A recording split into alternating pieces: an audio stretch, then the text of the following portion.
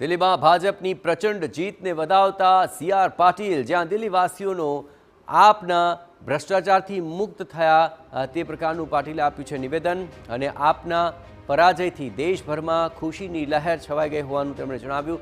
ખોટા વચનો આપનારને દિલ્હીવાસીઓએ આપ્યો છે જાકારો અને 27 વર્ષ બાદ દિલ્હીમાં જીતનો ભાજપને વિશેષ આનંદ છે। ખોટું બોલનારા ભ્રમ ફેલાવનારાઓનો પરાજય થયો।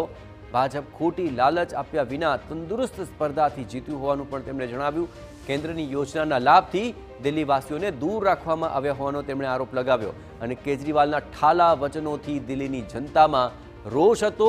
દિલ્હીવાસીઓને પાયાની સુવિધા પણ નહોતી મળતી।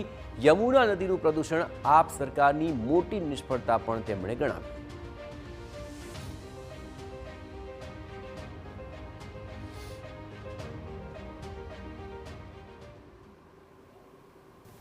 જે ઘમંડી એના જે વિડીયો સોશિયલ મીડિયામાં ફરે છે કે ચેલેન્જ કરતા હતા કે આ જન્મમાં તો તમે દિલ્હીમાં અમને હરાવી નહીં શકો, બીજો જન્મ લેવો પડશે। આ જન્મની અંદર એમને સત્તા પરથી જવું પડ્યું।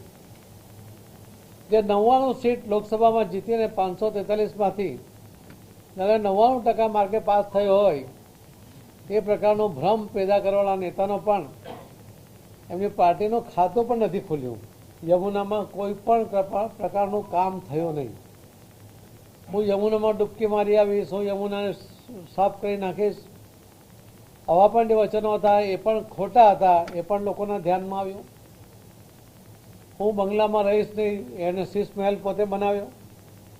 હું સરકારી ગાડીઓ વાપરી છે, અનેક ગાડીઓ વાપરી।